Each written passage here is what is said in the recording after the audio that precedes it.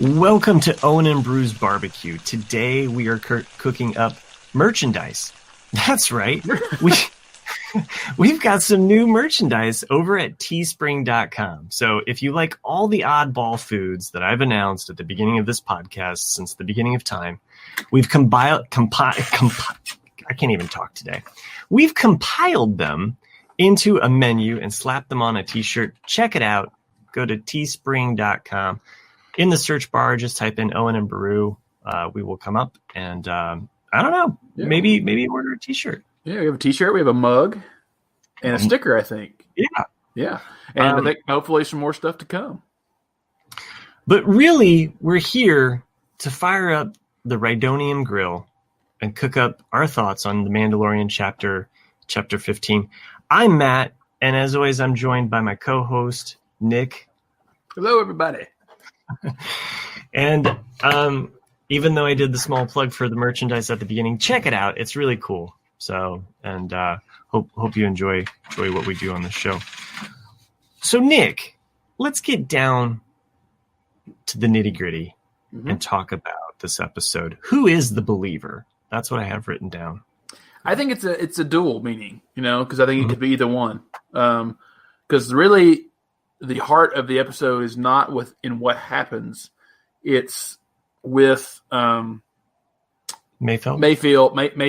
and Mandalorian both believing in something, yet they both go against kind of what they've always been about. Both of them in this episode, but it also confirms what Mayfeld was saying, is that we do what we have to do. And we all cross that line when we get to that point, if we have to. Wasn't that a great line and a great interchange? Mm-hmm. Like exchange between the two of them? It was, yeah. You usually ask me what I think of the episode. Yes, I missed that. No, it's fine. I'm so ready to blow up Rhydonium. Yeah, well, this episode to me, I felt about this episode how you felt about Carl Weathers' episode. Oh, interesting. Okay. Yeah, I first viewing, I was kind of like, didn't hate it, but didn't love it.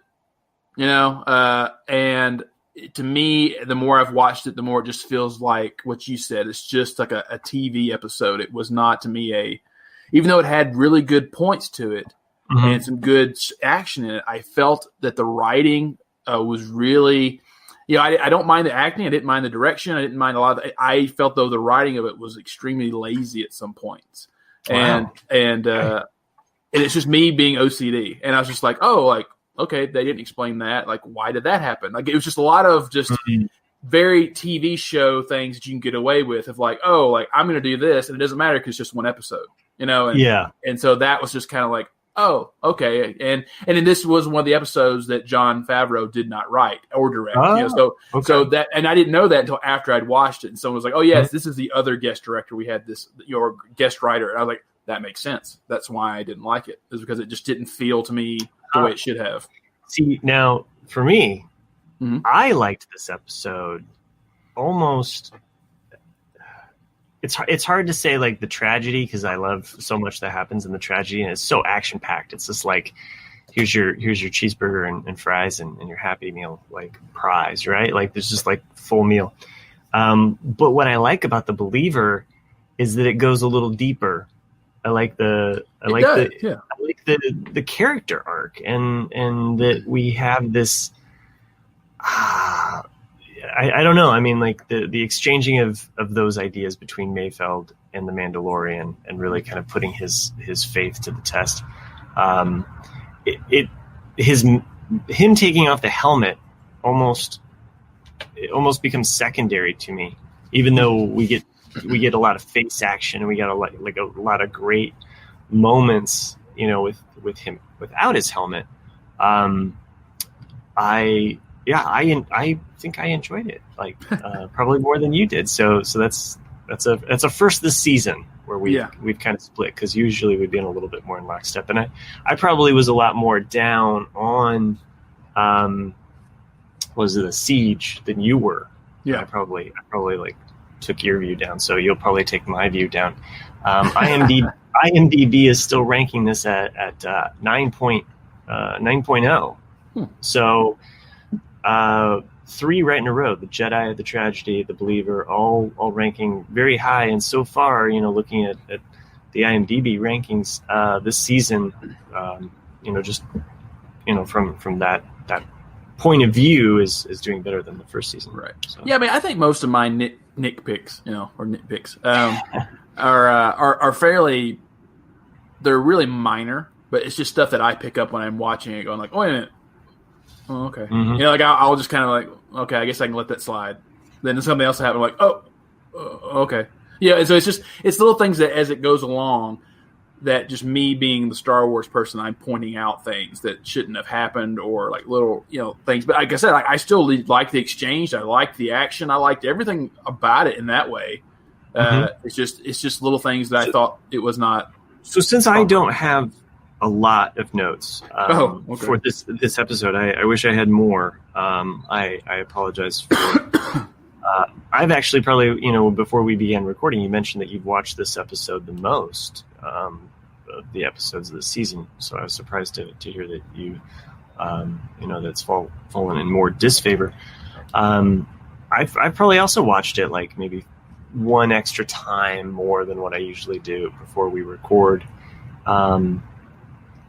So yeah, I mean, I can see where there's some TV show elements, where, it's like, okay, here's the soldier's story, and now he frees himself and goes on his way. But would you say that, like, perhaps this whole season, as if you follow Star Wars on Twitter or whatever, each week they release a poster, for this season. They probably do it on Instagram too. I just haven't been on Instagram as much, but each week there's a character that's kind of featured. Like there was the Frog Lady episode, so they had the poster with the Frog Lady, and the Bo-Katan episode with the Night Owls. Like there was that featured, and we had Ahsoka featured. There's all of these different characters that have been featured on these weekly posters. And they're always revealed on Monday. So this week's, it was surprising because it was Fennec. I thought that it would be Mayfeld. Mm-hmm. It seems like it should have been Mayfeld. Yeah, because I mean, Fennec doesn't really take center stage. If anything, like she would have been last week, but they threw Boba Fett in there as last week's character. Mm-hmm. So I bring this up just because there are fans out there that are like, what is the last week's episode going to like reveal? Like who's the character that's going to appear as the quote unquote like character poster reveal? So it's a poster. Yeah. I like how you're just like, sometimes a poster is just a poster. That's exactly. I mean, because it could be Gideon, it could be Grogu, it could be Grogu and the Mandalorian. I think Gideon was revealed in the episode of The Siege. Oh, okay. I think, and then the series started off with Cara Dune and Greef Karga and the Mandalorian as being all featured on their own. Oh, I see. So you're right. Grogu has not been, I don't believe, on one of these character posters. But it's kind of cool though, because it has Sabine's art in the background. Maybe it's not Sabine's art. It's too crude for her. But it has that graffiti in the background, as kind of the you've seen them. I think absolutely. I saw some fans speculating that, it would be Luke, or, of course we were all wondering like who the Jedi is going to be, that we might get teased. A lot of fans are wanting it to be Thrawn at the end. Too soon. Too soon. I think it's too soon for Thrawn. Sure. Well, anyway, side note there. Speculate if you want, and if you're curious, it'll drop on next Monday. So this episode is fairly simple story. In the fact that, they're trying to infiltrate this base, and to begin with, like, we kind of speculated about this. Like we were like, why would they want Mayfeld? They clearly have some really good shots, some pretty good arsenal here. Like, why would they need him? But it's clearly for that Imperial background.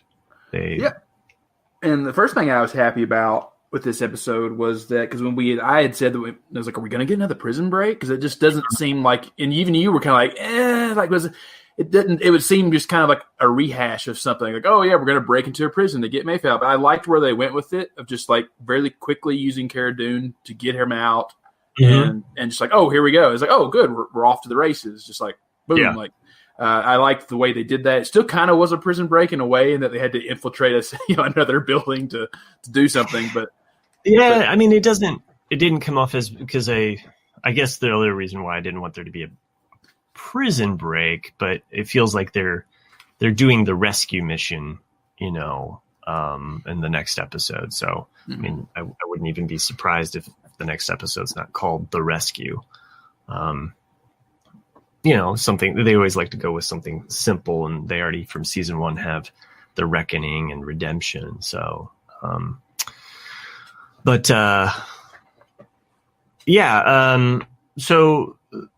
like that we also got to see the scrap yards, and this makes sense. Like I think my kids and I were talking about this. I was like, well, it's New Republic and they're scrapping metal. You got to build those warships somehow, right? Like you might as well.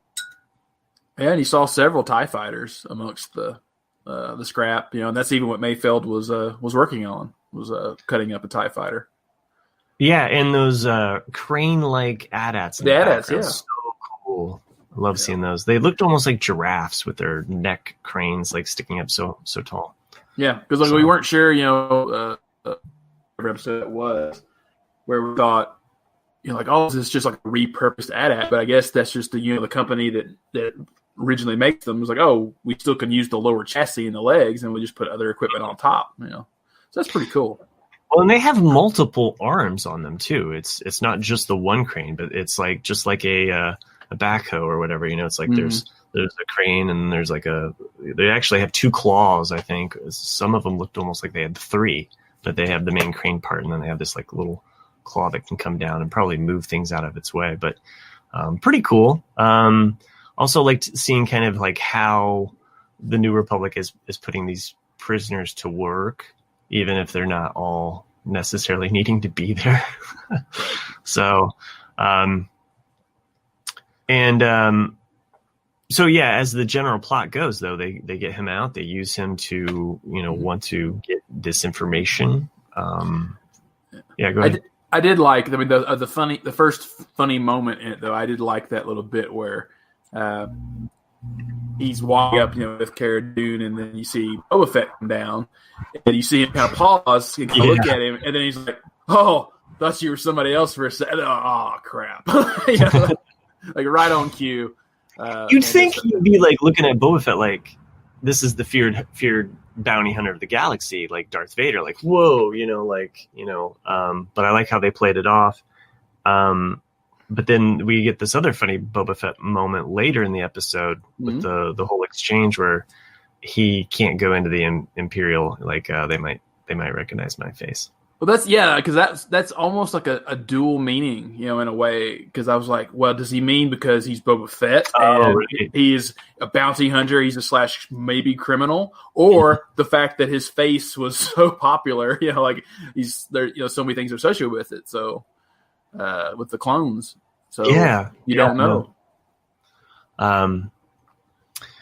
We like our dual meanings in Star Wars, don't we? Yeah, I know I do. Actually, and then just staying on the same scene with them picking up Mayfeld, like I actually loved, because I always like the small little details. I liked it when they got into Slave One. And he's taking off. I love that you see it. They're sitting in the gimbal, and that everything is rotating around them to show that the shift from him in landing mode to flight mode. And I was like, that's so cool. This show has done a lot of like putting in little Easter eggs and nuggets in the concept art at the end of the episode. I was speaking with my brother like on Thursday right before this episode dropped, and I was like, "Oh, hey, I just rewatched." The tragedy. And so I'm telling him, and, he's a huge Fett fan. Mm-hmm. And I said, hey, you notice at the end, like they show the inside of Boba Fett's ship, in the concept art. And he was like, oh, I didn't notice that. I'm like, yeah, go back and check that out. It's pretty cool. And then sure enough, like the very next episode, like we see the inside of the ship, and I'm like, oh, that's like a little teaser there that we had. Apparently, in the concept art of this episode that we're talking about today, The Believer, we see they put in a little Easter egg of Poe Dameron as one of the pirates flying the skiff. I saw that. I'm not quite buying it. I'm not sure if it is or isn't. I know that would be a nice little link. Of like, oh yeah, well, I don't think they were meaning that it would be actually Poe Dameron because it wouldn't fit age wise. Because we still got like I don't know how many 20 years to go before we get to.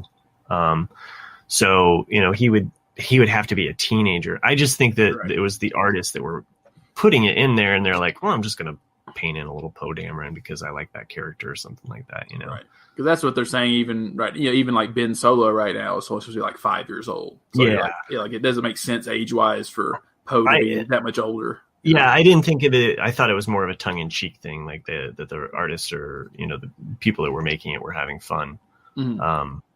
So they arrived to this planet. Oh, you had some notes, right? Well, no, I mean, I just because I always like little things. Like, I think they're cute, but they're also kind of subtle callbacks to the films. Like when they sit down and they're like, they have the kid, and he's like, the little green guy, yeah, the little green guy. Just a little smart ugly jokes back and forth, and then of course, the little green guy is what a lot of people always called Yoda, as well as even the Emperor in Episode 3 saying my little green friend. It's little things like that I like to pick up on and see. But yeah, go ahead. No, you have probably more notes than I do, so I feel like you should be leading this discussion. Well, I mean, I like because I don't want to go. I didn't want to go beat for beat, which we try to avoid. But like when they go to the planet, and they need access to this internal Imperial terminal in order to get access on Moff Gideon's cruiser, which makes total sense. And that's that's the point that Mando had says, like you're familiar with the Empire's rules and protocols and all that. And that's why they needed him. I still thought this was a bit weird, but okay. I mean, it works. I think what was odd at the end is that they let him. Like, I get the letting him go. Like, okay, you've paid your debt to society. Like, we even see Cara Dune's like little nod, like after he makes that shot. I think she even says like, oh, like she's kind of like surprised, like. That's why he's a good sharpshooter, or maybe it's that like, oh, he's not Imperial now, or like he's turned a corner. There's a realization that she comes to there, and so she sets him free. Yeah, I was kind of surprised that they weren't like, hey, we could really use you on this job because you do have Imperial knowledge, right? I mean, you're about ready to attack a light star cruiser, but well, but they already have 2 sharpshooters. Well, yeah, they have the sharpshooters. I'm just thinking about the whole Imperial thing. Right, true. Like, hey, what's protocol? Like, and I know, let's talk about this planet for a second, because they basically do this thing where they hijack this Juggernaut ship. I think it's like an A7, or I didn't even write down the thing because it was just so random. Right. Like I was like, okay, but we do know that this like kind of transport ship, though, we've seen them in the Clone Wars. So it's kind of cool that we get to see the Imperial version of a ship or a vehicle from Clone Wars that we really haven't seen in this Imperial era. It's like, how much faster would it have been if they had just used Juggernauts on Hoth? Yeah, with those big tires, you got ice. You don't know, like would it have worked? It'd be one heck of some snow tires, But if you're going to take out a shield generator. Oh, like, right. Oh, you mean you're right. Like drive that thing with some Rhydonium, and anyway, I digress. So they do the little hop on board, hijack, right? And then there's this like cool part in the tunnel, right? Mm-hmm. Am I jumping ahead of you too far? No, you're fine.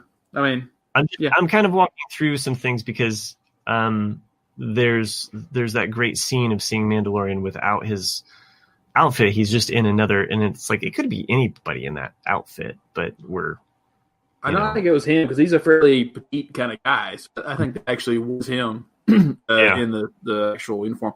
This one was one of those that I kind of went, because like clearly they're going into an Imperial built tunnel when you can see the inside of it, and you know later on that they're not that far behind Juggernaut 4 because they're Juggernaut 5. So I didn't understand like how they would have time to fully stop it. Them change inside the tunnel. There's no cameras in the tunnel. Like, there's so many things that to me that would factor in like in not a lot logic. If like, there would be tunnels just so you wouldn't have people going there and try to sabotage the tunnel. And then he just walks into the local bathroom and then just like changes like out of that Beskar because he ain't gonna do it in a lickety split. And then I mean, Mayfeld does say like, "Hey, we don't have much time. Like, let's go." Right. Like, kind of like wrap up. So he is the character that's kind of like saying like, are we going to do this thing? I did like on my second viewing, I kind of took it because I think on my first viewing is when I was like, "Whoa, you got this much time? Like to just do this?" It did take me out. I think on the second viewing is when I was kind of like, okay, maybe these juggernauts are spread out because they got to go slow. They are explosive. Right. You don't want them to run too close together. So maybe there's something about that, So I just kind of like passed that part off. But I think on the first viewing, I probably was more along your lines of like, wait, we got time to like put on boots and do all this stuff. And that's what I mean, because like you see, and it would have been fine, I think, if the explosion would have been like really far away from Juggernaut 4. But as soon as it explodes, the next shot is it like the rubbish of it right there in front of them. You're like, wait a minute, how did they catch up with it that quickly? I thought the rubbish, like the it's on flames. Yeah, but I thought there was like some that was before that even. Yeah. There was before they get to the town, but those are old. Like that's those just evidence of something else that is blown up. And at that point, you don't know if it's done by the pirates or is it done just from Imperial. At first I was not like, thinking, are we going to see another monster? That was my thought. Like, what's killing these things? What's blowing them up? When the reveal comes, and I'm just going to jump to the pirates part. That they're pirates, they call them pirates or what have you, but they're not pirates. No, they're clearly people that are trying to destroy them. They want the Empire out of there. This was This is my biggest issue with the entire episode, and I know it's just an action sequence, and it really should just be not thought of. But it made no sense to me because there was no at least just throwaway lines explaining any of this because you see them driving through this town, and everyone in the town are humanoids. Yeah. They're human beings. And, and so he's clearly, he sets it up to where this could be a logical thing here, where he's like, it doesn't matter if it's Imperial, New Republic, we're all invaders to these people. So and you can see like they're all looking at them kind of serious and stern. So like clearly they don't like that the Empire is there. Now that would have made more sense to me to have an ambush set up in the town or just as they clear it by these same type of people wearing these colorful robes, but they don't.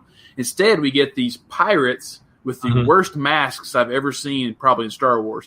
They were a little like Star Trek Next Gen. They're just Star Trek, yeah. They're all latex. All the mouths are wide open on it, and you're just kind of like, did you not have the budget for better masks? Yeah, but that's amazing. He just throws it away as pirates. It's exactly what you're saying is that they're pirates, but they're trying to blow it up. So why are they trying to blow it up? It makes no sense. It's like, are they now? If they were terrorists or people from the village saying like, "Oh, they don't want us here," and we get these kind of attacks all the time. Like you could have explained that as soon as they got to the base. Like, "Oh yeah, did you get hit by the locals?" Like then it would have been fine, but they didn't. They just dismissed one for the other. That's what I mean by lazy writing. It's like you passed over the villagers, you passed over the pirates. It was definitely set up, and I felt like, oh, okay, like this is the people of that planet trying to get rid of the Empire, and you're right. They throw in the ugly alien because we can't see the Mandalorian shooting humans, and I think that's I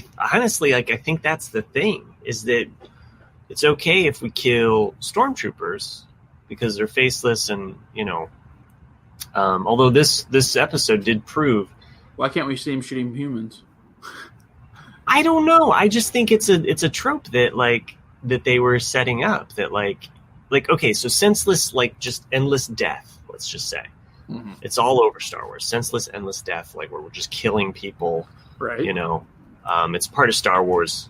It's always there, right? Like we can just like blindly say like, these guys bad, it's okay to kill them, and we can laugh at them. We can actually be like, haha, you're dead. I mean, it's a strange notion for, a show that also promotes like peace and like enlightenment and like some Buddhist kind of like thoughts about like all life is important, like we shouldn't really kill anybody. But it gets a pass on certain characters that we can kind of break out and say like, okay, stormtroopers endlessly like bad. Sorry, I don't mean to go down like this like line of thinking, but I do think that they use that to their advantage, because if we did see them dressed up as rebels and they were human and we just see them go through the human town, we might be like, oh, well, why should they be killing them? They shouldn't be shooting at those people. Like, should they have a discussion? But it's almost kind of like you're like, oh, it's okay that they're killing these guys because they're clearly ugly and we've established that they're pirates. Right. You know what I mean? It's like a weird workaround. And maybe you're right. Maybe this is the lazy writing of the episode. Well, that's what I mean. Like, because, it wasn't that long of an episode. You could have put in some little bit there to explain it. But I think you're absolutely right in them wanting to keep it kind of PC. And that, like, oh, we don't want to kill these locals who just want the Empire off the planet. Right. Because then it's like, oh, the good guys are killing the good guys. Yeah, exactly. And that makes sense. But then the logic behind why the pirates would want to blow up the ships, wouldn't they just want the Rhydonium? That's like, what I mean. Shouldn't we see some speeder bike echoing like, Solo? That's or like it would have made much more sense. Exactly. Something like Solo, if they really would have been pirates, to just come up on something on the side and try to cut the connectors between the wheels to remove the cars from the back of the truck. Like, oh, they're stealing the material. And then you wouldn't even have to even kill them then. You could have been like, oh, well, let's just proceed to the base, Right. Like cut off the lines or whatever, so that they can't like take the Rhydonium or whatever. Right. Or you have this conversation, that occurs with one of the heads of these local rebels, where you're just like, look, we're just an honest person trying to make our way through the galaxy. But just have a conversation with them that's just like, look, right, we're just trying to gain access here, we're not part of the Empire, we'll help you, and then it could be even more of a bigger impact where it's like, oh yeah, and we blew up their base, so it helps you in the long run.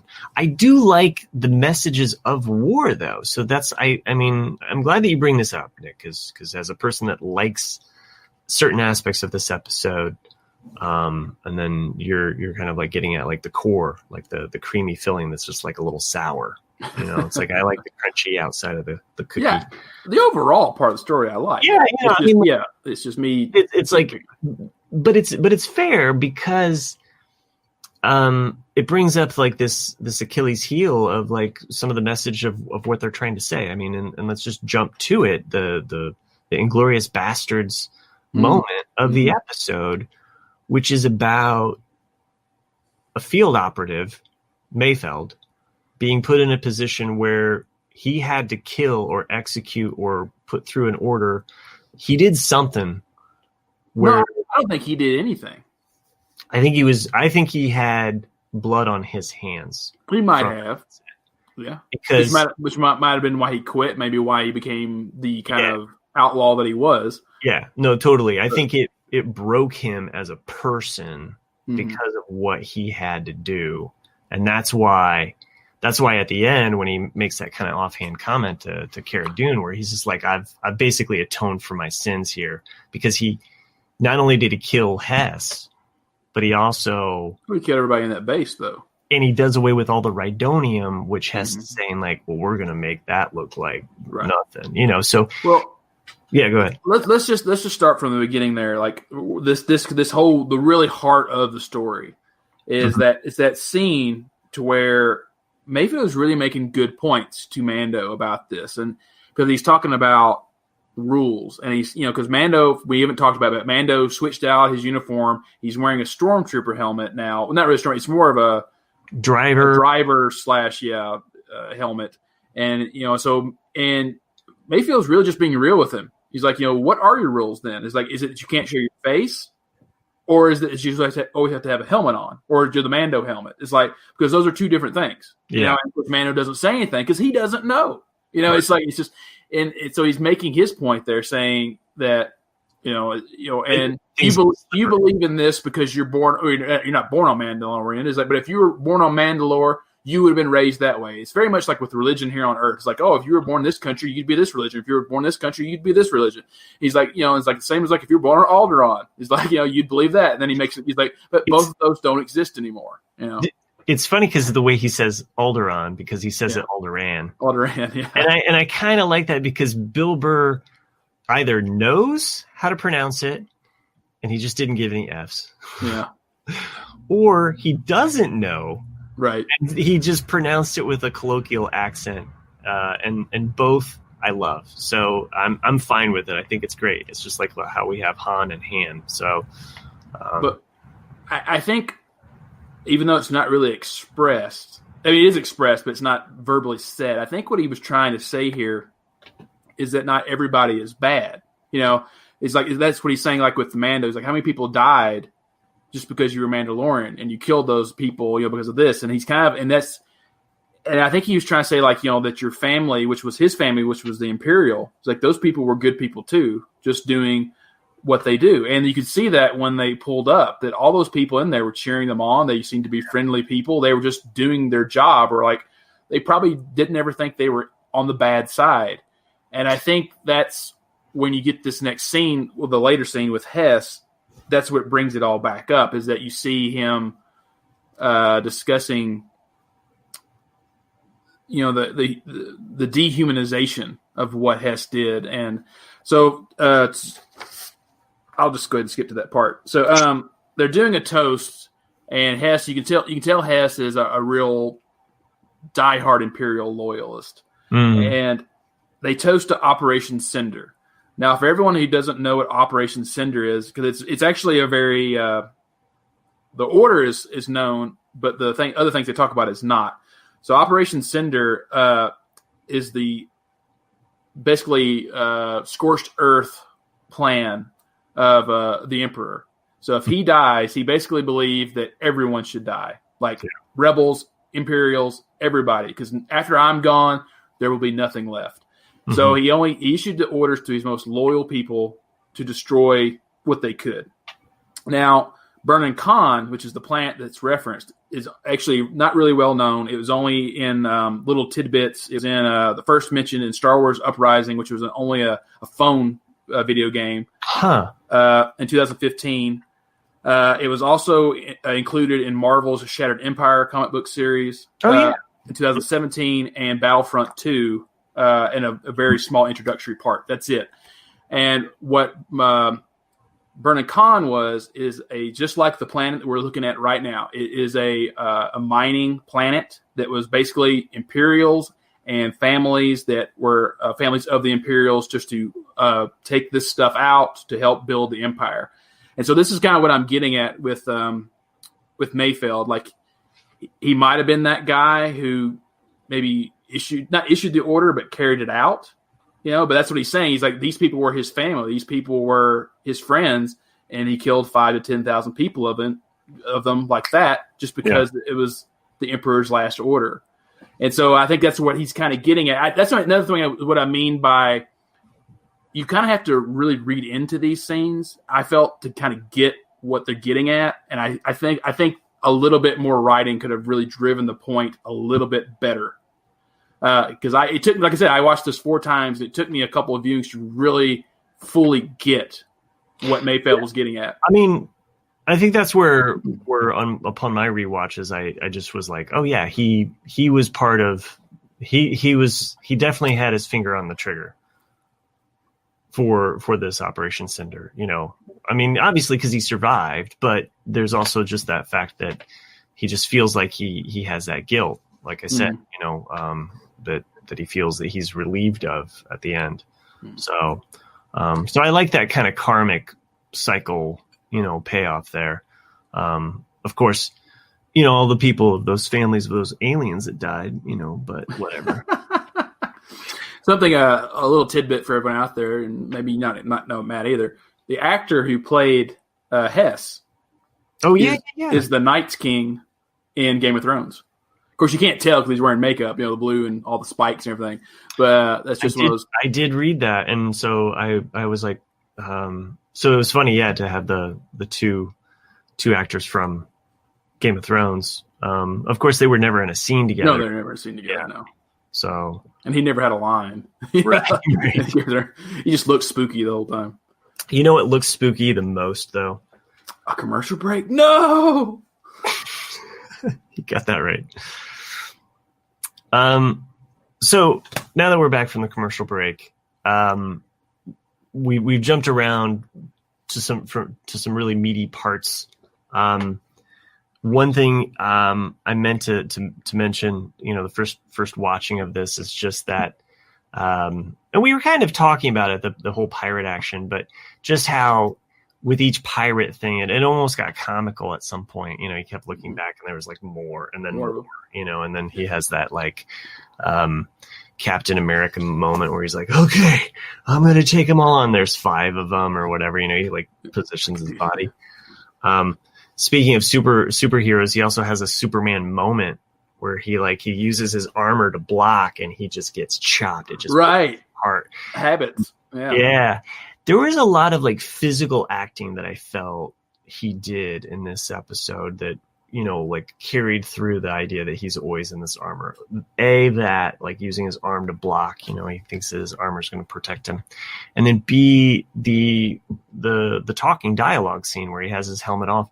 He moves his head directly to look at what he's, as if his whole life has been with the helmet on. So he's going to do that the entire time. And there's also that funny comical scene where he ever so subtly shakes his head. No, like, don't do this, man. Like, come on.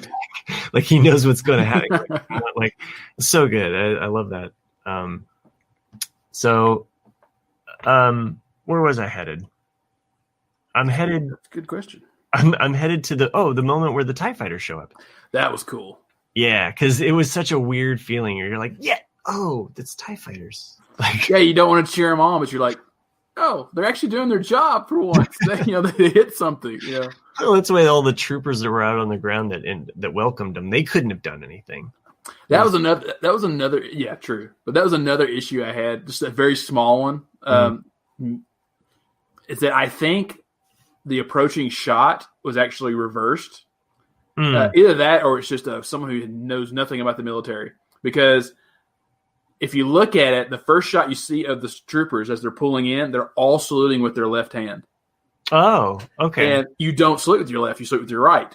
And then, of course, the next shot they show from the side of the truck and all the ones that are there, and they're all saluting with the right. So I wondered if they took the shot and then just like flipped it, because it's just one of those things I noticed. It's like, why are they all saluting with their left hand? It's like, it doesn't make sense, But I did like that, though, because like you saw the TIE fighters basically remove the major threat, and then all the shore troopers, which I like because we don't see a lot of shore troopers, come forward, and there's some stormtroopers mixed in there as well, coming forward to mop up the rest of them that are coming in, and we actually got to see a good practical use of the thermal detonator, which we don't see much. I like that as well.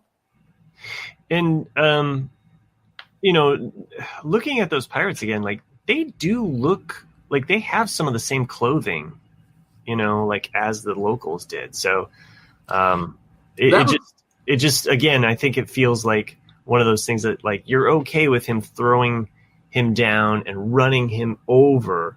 But if that was a human, you'd be like, oh no, you ran over a freedom fighter. And that was the only thing I could think of, like with those, because like I said, if anyone out there, if you watch it again and look at the masks, they're really bad. They're real, and I wondered, that's the only logical thing I could think of is that maybe these people are from the village and they're all just wearing these masks, to act like they're not from the village. It's like, because it's like, I like how you have this whole false flag situation going on here. You can see because their mouths are perfectly slit like a latex mask would be in every shot. Like they just have this flappy mouth thing, and I'm like, these are either really bad props or they're purposely wearing masks. It can't be, it's one or the other.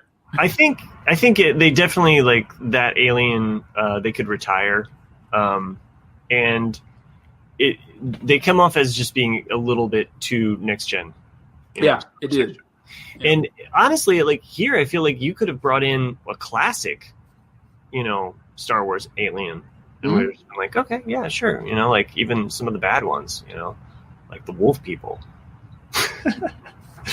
Too much hair. Yeah, I would like the as the Juggernaut pulls into the battle station or whatever, the base, there is a trooper, which I just found to be like so funny, like because like they're clearly like a lower trooper, but or a mechanic of some type. They almost have a World War I style helmet on. You see them for just a brief second. I thought those were miners. Oh, that would make sense. That makes it like they were the people actually like the coal shovelers. Like they were the actual refinement people. But they're not refining anything there. No, that's what it was called. It was called a refinery. Okay, so they're bringing their Rhydonium there to refine it? To refine it, yeah. With some other mineral, I guess. I have no idea. But that's, yeah. Okay, fine. They're miners. That makes a lot more sense because I was like, I've never seen, like, what mechanic in, like, that's what I was thinking, like they're a mechanic or, but yeah, okay. Because you could see the dust on their face, like the black dust. I couldn't tell. I thought they were aliens. Yeah. But actually, the things that I kind of laughed at myself just because such a bad reputations of all stormtroopers is that like they're applauding them because I expected one of them to say like, "Oh my God, you made it! We never survive!" Like someone just to walk up and say that like, "You're the first one," It definitely felt like that. Yeah. So, and the other thing that irked me about this is kind of like the opening scene in The Force Awakens when they did the whole blood thing on the helmet. That really irked me in Force Awakens because it was like a no confidence in the audience of saying like, oh, we need to mark this blood here so you know which stormtrooper is Finn, And it bothered me as well that Bill Burr didn't put his helmet back on because it's like why would you not put your helmet back on? I can understand why you take it off inside the cab. It's like, but you don't see troopers without their helmets on when they're on duty. It's like why does some officer not come and just chew him out right there? Yeah, it is an odd kind of like thing that we just excuse Bill Burr. Like there are a couple other troopers in there that have their helmets off as well. I'm looking at it again, and I see what you mean. I can't believe that I missed that those were minors. Okay, how many times have I watched this? I was clearly not paying attention to those guys. It would have been fine if they would even marked them somehow, like on the shoulder, like one of them's got a red thing and one of them's got a yellow, like something simple like that, or his has a red with a yellow line through it, and his has a red with no yellow through it, or a blue, like just something to like just visually be like, oh, that's Mando, that's Mayfeld, right? And it's perfectly acceptable. I mean, and then when we get to the drinking part. Then they can both take off their helmets because they got a drink. Right. So, well, that's you need to have a practical reason for it. And it's the same as like Han and Luke in the Death Star. They have them on the entire time until they get to the safety of being by themselves, and then they take it off. It's like it makes perfect sense to do it that way. It's a fair nitpick. Yeah. Nitpick. I mean, there's a couple of them here. So like once they get there, there's another thing that didn't make sense to me is. So Bill Burr Mayfeld says, the terminal's probably going to be in the officers' mess. But so that should really be reserved only for officers. So why would they be able to enter there? Even though in a scene later they do say, oh, I'm a lieutenant and I'm this is my commanding officer. It's like, well, why would a truck driver be an officer? Like, that's just like little things that are just practical that make no sense to me. It's like, this is lazy writing because clearly you're a trooper. You're not an officer. It's like, did you not get the TPS report? Yeah, exactly. I did love that bit. Yeah, that was an Office Space reference. For everyone who's not seen Office Space, the TPS report. I did like that scene. Not to be all negative. I'm only trying to pepper your attack of the bad writing with all of the things that we've loved. Yeah, I mean, I said like it's logical sense. It's like, wait a minute, so you do say later on that you are officers. It's like, but you wouldn't be allowed as a trooper to go into an officer's mess. So it's things like that doesn't make sense to me. And then even Mayfeld saying like, I don't want to go in there because Hess will recognize me. And then he goes in there a minute later and you're like, okay. Without his helmet on. Without his helmet on. And like, okay. And then why wouldn't Hess ask him that too? He's like, where's your helmet, soldier? Like, like so many things that just wouldn't happen in a real situation. I know that I'm really, for everyone out there, people are going, Nick, move on. Just get over it. I get it. But anyway, so this was actually one of the more interesting scenes, though, is that when Mando decides to suck it up and says, I'll go in there. And he does, and he takes his helmet off. He takes his helmet off, which was huge. But I think even more important about this is that he did not know why they needed Mayfeld was because, of the Imperial knowledge. But when Mayfeld says you have to have a facial scan of it, this was crucial because it was like, so he took up this role, either A, which I don't believe in A, but A, he used to be in the Empire, or B, which is more logical, he has a twin. Because it makes sense that, because if he knew that he was already in the Empire, he wouldn't need Mayfeld for that job. So it makes more sense for him to get there and say like, oh, I have a twin brother that I haven't told you about, or maybe I have a twin brother. And I took the helmet off hoping that would recognize his face instead of mine. That's the only logical explanation for this scene, like why it worked. Did you have any thoughts about that? Because that to me was like, whoa, like something really got revealed here that we're not privy to.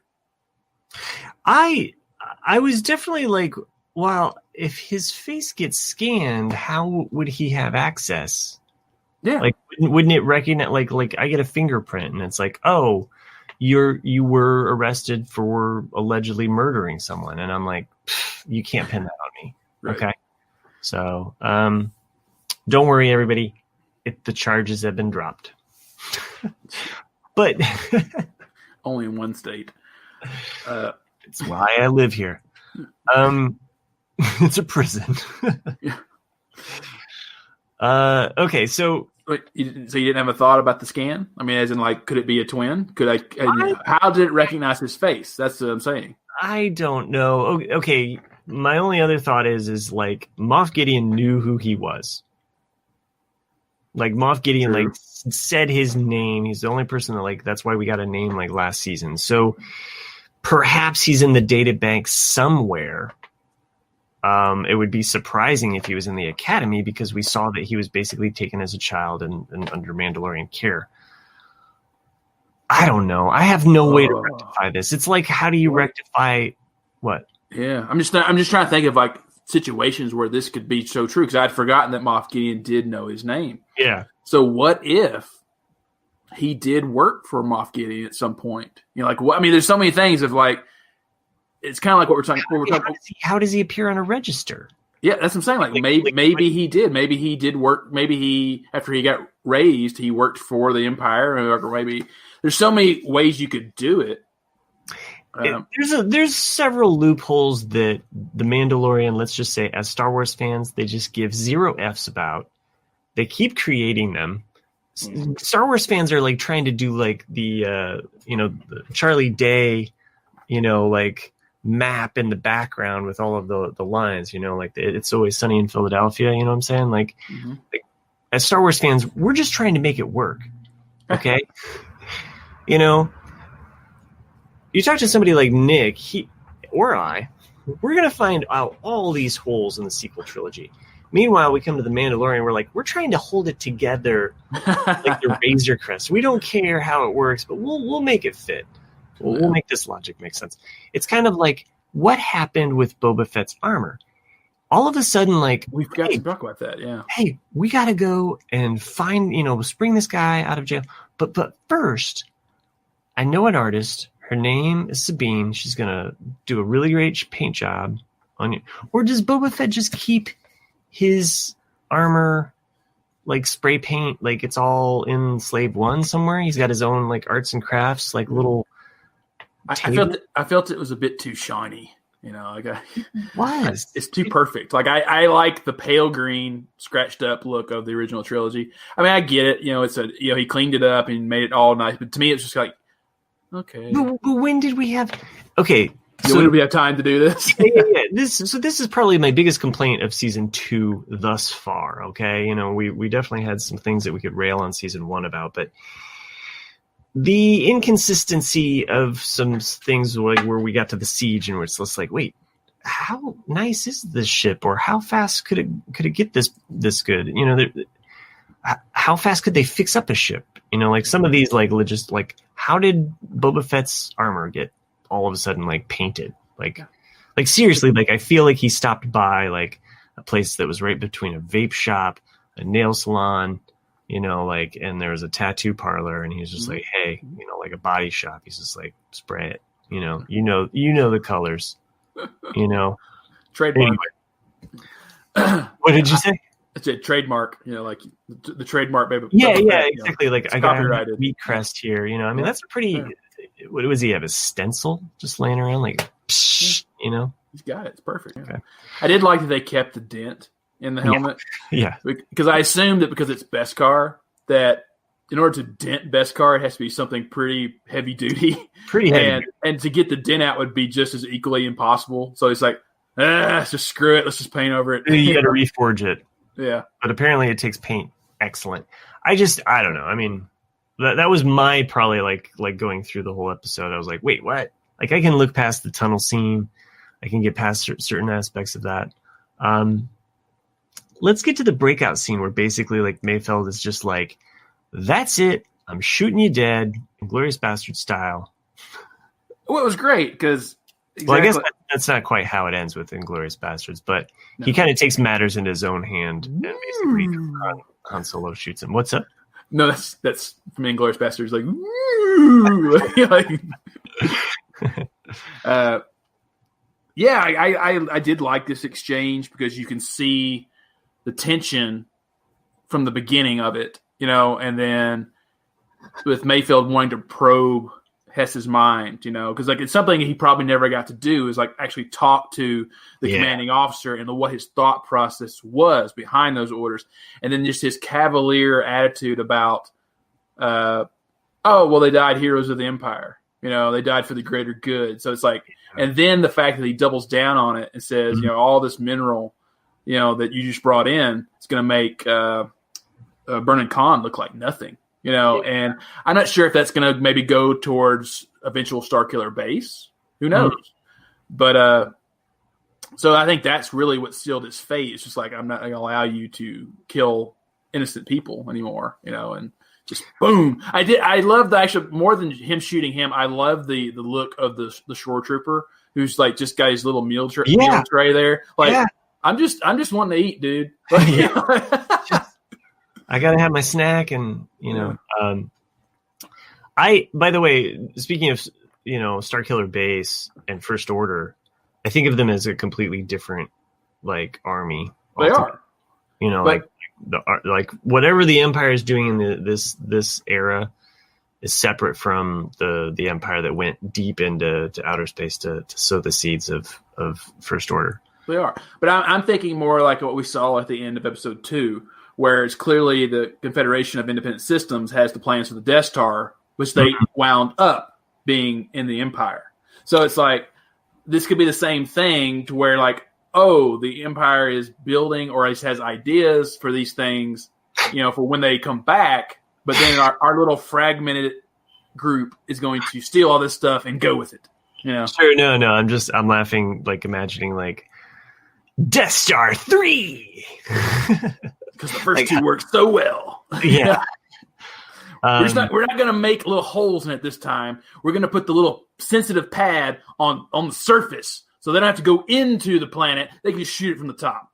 It's just one big sphere. There's no way to enter or exit. No way. Yep, that's it. So, so yeah, they break out. I love that look on Mayfeld's face too, where he's just like, oh crap, I did that. Yeah, exactly. It's just like, I gotta commit now. Even Mando does the same thing. He looks at him like, Yep. "Did you just do that?" Yeah. He's like, "I did just do that." Like, I guess we're doing this. Yeah, I guess so. Yeah. And no, this is a cool scene though, as they escape, and we have Cara Dune and Fennec kind of being the sharpshooters, getting their backs taken care of, and we get a lot of funny stormtrooper action here, where they're just like "Wah!" and like all of the noises that they make as they die is very common. It made me miss the Wilhelm scream though, because we don't get that anymore. It did and it didn't. I just liked the fact that it was humorous at times. It was. It really was. Yeah. But the cherry on top, or should we say the seismic charge? It was. It was one of those like, ooh, yeah. Yeah. Because I was half expecting it too. As soon as they took off and you could see them chasing him, I was like, it's going to drop it. It's going to drop it. And then sure enough, it came down. And same blue, same sound effect as in episode 2, just the silent explosion, and then but it was cool how it sliced through them. Yeah, like that little blast out, it just like got it just perfect. So even though we didn't get a lot of Boba Fett action in this episode for those Boba fans, every time I see Slave One's ship leave, all I can see is an upside down, like 2 dots and a line. Like I see a face every time. It's impossible for me not to see the face now. It's just him giving you the serious look, like I'm leaving now. I'm leaving now. I'm not happy, nor am I sad. Yeah, it's just net gain, net loss. My look of disappointment that you're actually following me. All right, so Cara Dune's basically like, see you, man. We'll see you next time on Rangers of the New Republic. That's kind of what I felt with this episode too. I was like, that this felt like not a pilot, but what we can expect from Rangers of the New Republic. It's like this is going to be like a cop. I know we're going to get to this later, but that's what I feel Rangers of the New Republic is going to be. It's kind of like a Marvel Agents of S.H.I.E.L.D. type show. It's not going to be. Hopefully they can put a plug in that faster. Yeah, for real. Anyway, stay tuned for our thoughts on that. Yeah. Okay, so to wrap this episode up, though, they go on their merry way, their little band, and the next thing that we see, we don't even get to see Grogu this episode. So, which is the first time in show history. And I'm sure there's a lot of kids out there that were like, "Oh, I wanted a cute creature. Like I wanted the baby." But Moff Gideon, that was the little kid as they drove through town. Oh yeah, the kid was sitting there. That was the face of disappointment was that he knew that he was in the episode that does not have Grogu. Oh man, that would suck. It's like, you were in the Mandalorian. Which episode? The one without Baby Yoda. Oh, I remember that one. Yeah, that sucks. Yeah, it was about war and military and boring war people. So they. This surprised me because we see Moff Gideon. He gets a special alert, special call from the Mandalorian, because I thought, okay, Mandalorian's got some knowledge here. He's got the upper hand. He doesn't. He really does. He doesn't know he's coming, and Mando decides, nah, I'm gonna tell him what's up. It was a surprising thing to do because you don't know how he's gonna respond. Like I could also imagine him being like, can you imagine how Thrawn would take that? He'd be like, psh, amateur. Well, that's what's funny, like, because they didn't really explain in a world that has light speed. Is this a tracking beacon on the cruiser, or is it just the cruiser's current location? Because if it's just the current location, and all of a sudden I get a message from someone saying, "I'm coming for you. We're coming for you, Barbara." I'm going to another sector, So here's what I thought. It's not a tracking beacon. What if it was like your internet, like browser? Yeah, like your IP. Yeah, your IP. Yeah, your IP. What if it was like that? That's what I mean. Yeah. So that's the only way that I could see him being able to track it. Is like, oh, I got your IP address now. I know where you are at all times. I know where you're logging in. Yeah. Then you just change it. Yeah. I don't know. Let's not try to worry about block that. caller. Yeah. But I would like to get to some juicy tidbits of things that I had seen on the interwebs about where Gideon is. Did you see this? Did you read any of this? I did not. So go ahead. Nal Hutta. Okay. Nal Hutta, which is a moon of Nal Shada or Shadan. But yes, this is basically Hutt-controlled space. This is where the Hutts. This is like Hutt world. Yeah, I think it's the capital. Yeah. Yeah, it's like this is their Coruscant.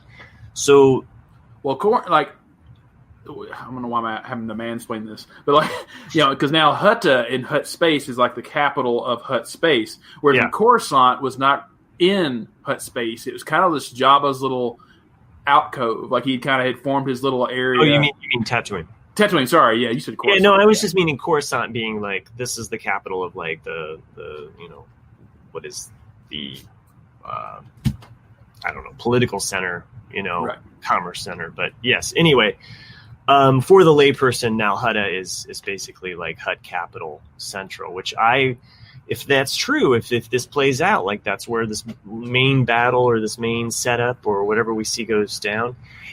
What I found surprising about it, and whether or not we see this in this next episode or not, the Hutts are the one element we have not seen in this series yet.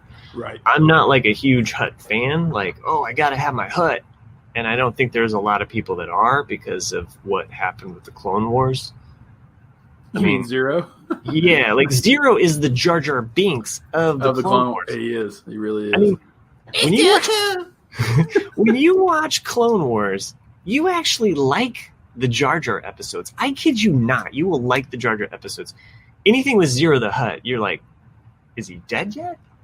Yeah, you want him to be dead so bad. Yeah. He's only in like 3 or 4 episodes, but each one of them. Oh my god! Yeah. I'm not even a big fan of the Jar Jar episodes either, though. But there's some of them aren't so bad. I mean, there's the female Jar Jar that he meets. Mm-hmm. I think there's one where female Jar Jar sounds like he went into like a clone machine and he's like looking at himself wearing the like a Smurfette type thing dress. Yeah. Like there's the one episode where he imitates being the king or the ruler of Naboo. That wasn't one too bad because he was his voice and stuff, but right. Yeah. Well, and they had different actors that came on to do him too, like Best Ahmad Best, is that his name? Yeah. Wow, I can't believe I pulled that out of my head. There were a couple episodes that he didn't do the voice. Oh, okay. So, at any rate, I was excited about this, though, because you don't need a lot of Hutt.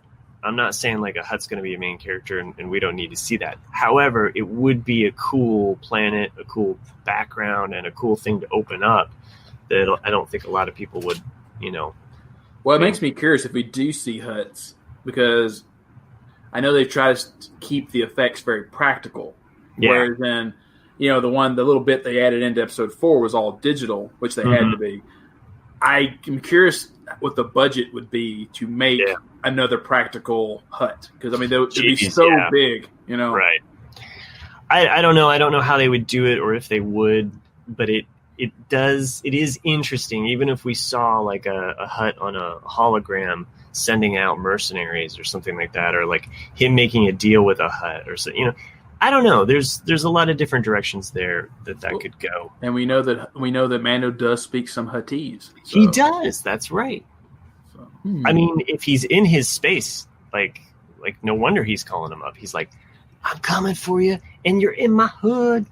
You know what I mean? Like, right. All right. I was trying to squeeze this episode in at an hour, but we can't. So let's just throw in that other commercial break that we need.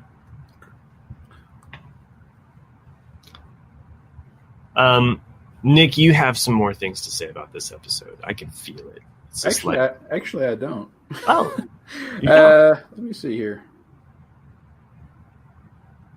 Well, maybe I did that second commercial for nothing. Maybe you did. Hopefully the listeners liked it. If you liked that, you can always go to teespring.com.